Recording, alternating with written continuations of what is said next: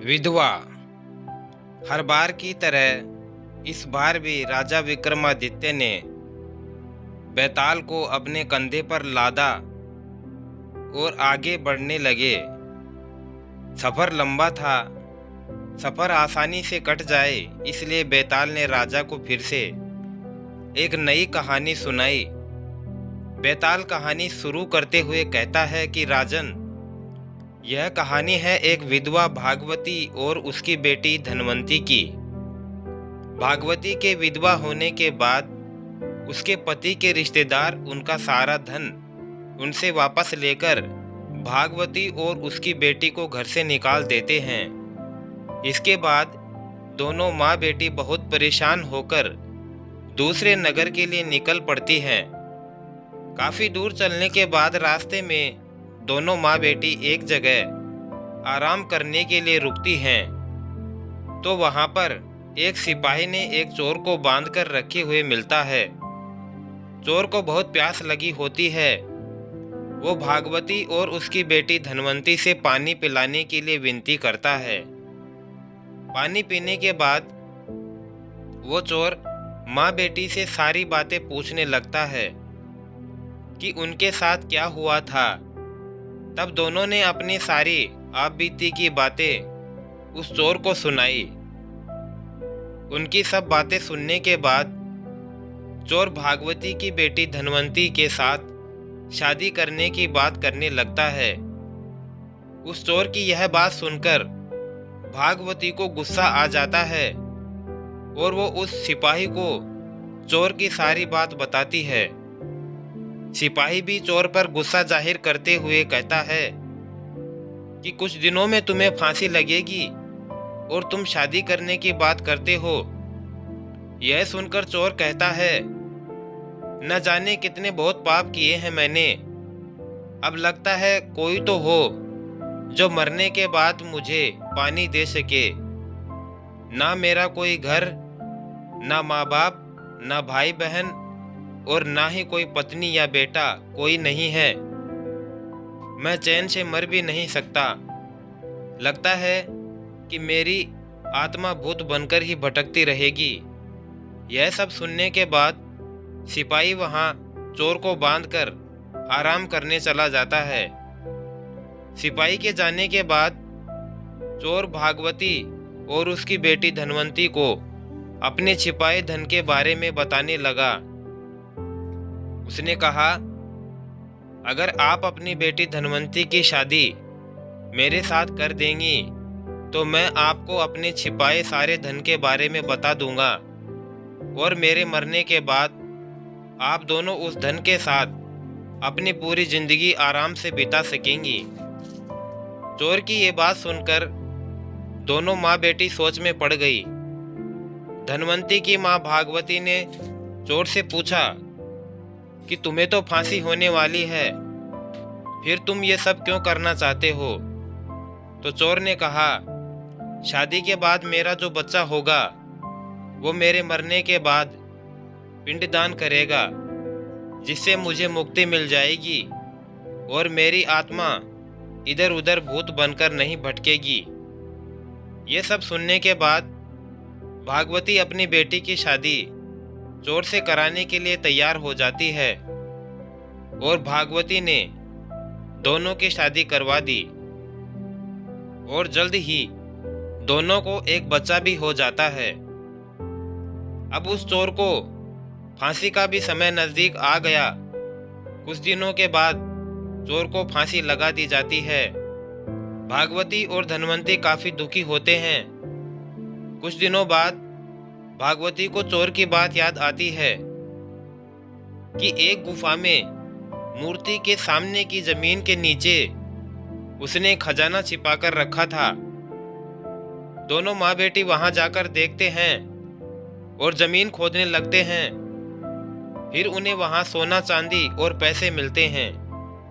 लेकिन धनवंती फिर भी दुखी रहती है और कहती है, अगर पैसे नहीं मिलते लेकिन वो जिंदा रहते तो मुझे सब कुछ मिल जाता। भागवती बेटी को समझाते हुए कहती है, कि अगर पैसा है तो सारी खुशी मिल जाएगी। उसके बाद दोनों माँ बेटी और अपने बेटे को लेकर एक नए शहर जाकर खुशी खुशी अपनी जिंदगी बिताने लगते हैं। कुछ समय के बाद भागवती की सहेलियां धनवंती की शादी कराने को लेकर पूछने लगती हैं। भागवती कहती है, मुझे अपनी बेटी की शादी तो करवानी है, लेकिन लड़का ऐसा होना चाहिए जो घर जमाई बनकर रहे। फिर कुछ वक्त बाद एक पंडित का लड़का उनके घर आता है, जिसके सामने भागवती अपनी बेटी धनवंती की शादी का प्रस्ताव रखती है।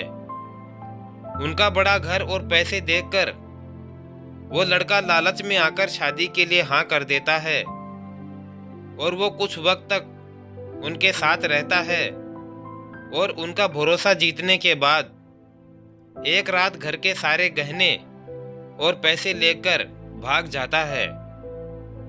इस दुख में धनवंती की मां भागवती की मौत हो गई और धनवंती गरीब और अकेली हो गई। उसके बाद वो उस शहर से अपने बच्चे के साथ दूसरे शहर की ओर निकल पड़ती है।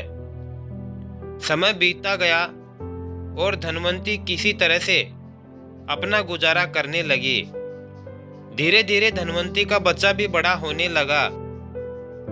एक दिन दोनों माँ बेटे रास्ते में भटक रहे थे कि इतने में उन दोनों की नजर एक राजकुमार पर पड़ी, जिसके गले को एक अजगर ने जकड़ रखा था।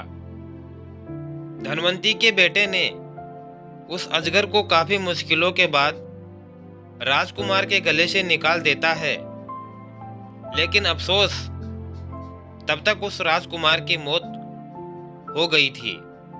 इसी बीच राजकुमार के पिता, जो कि उस राज्य के राजा थे, वो वहां पहुंच गए। बेटे की मौत से वो काफी दुखी हुए, लेकिन धनवंती के बेटे के साहस को देखते हुए राजा ने धनवंती के बेटे को गोद लेने का फैसला किया। धनवंती और उसका बेटा महाराज के यहाँ रहने लगे।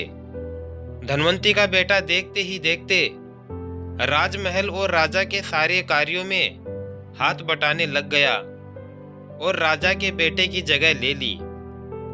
राजा की उम्र बहुत ज्यादा हो गई थी और कुछ ही समय के बाद राजा की मौत हो गई। राजा ने मरने से पहले धनवंती के बेटे को सारा राजपाट सौंप उसे राजा बना दिया। उसके बाद धनवंती ने अपने बेटे से कहा कि पिता की मौत के बाद बेटे को पिता की आत्मा की शांति के लिए श्राद्ध और पिंडदान करना होता है। यह बात सुन उसका बेटा अपनी मां धनवंती के साथ पिंडदान करने के लिए निकल पड़ता है। जब वो नदी के किनारे पहुंचा तो उसे 3 हाथ दिखाई दिए। इतनी कहानी सुनाने के बाद बेताल रुक गया और हर बार की तरह इस बार भी उसने राजा से पूछा कि बताओ राजन, उस लड़के का पिता कौन है? धनवंती का बेटा किस हाथ में पिंडदान देगा? इसमें एक हाथ उस चोर का है जिसके साथ धनवंती की शुरुआत में शादी हुई थी, दूसरा हाथ उस ब्राह्मण आदमी का है जिसने धन के लालच में धनवंती से विवाह किया था, और तीसरा हाथ उस राजा का जिसने धनवंती के बेटे को गोद लेकर अपने बेटे की तरह रखा था। विक्रमादित्य ने जवाब दिया और कहा, उस लड़के का पिता वो चोर है जिसने धनवंती से पूरे रीति रिवाज के साथ शादी की। दूसरे व्यक्ति ने तो लालच में धनवंती से शादी की थी और राजा ने बस अपना काम किया था। चोर ही धनवंती का असली पति और उसके बेटे का पिता है, क्योंकि उसने धनवंती के लिए बिना किसी स्वार्थ के मरने से पहले धन छोड़ा ताकि वो खुशी से आराम की जिंदगी बिता सके। बेताल यह सुनते ही बहुत खुश हुआ और वापस घने जंगल में उसी पेड़ पर जाकर उल्टा लटक जाता है। तो दोस्तों, कैसी लगी ये कहानी? अगर अच्छी लगी हो तो एक प्यारा सा लाइक जरूर करें और साथ ही साथ चैनल को सब्सक्राइब कर बेल आइकन जरूर प्रेस कर लें ताकि आने वाले नई वीडियो की नोटिफिकेशन आप तक सबसे पहले पहुंच जाए। वीडियो को अंत तक देखने के लिए आपका दिल से बहुत बहुत धन्यवाद। जय श्री श्याम।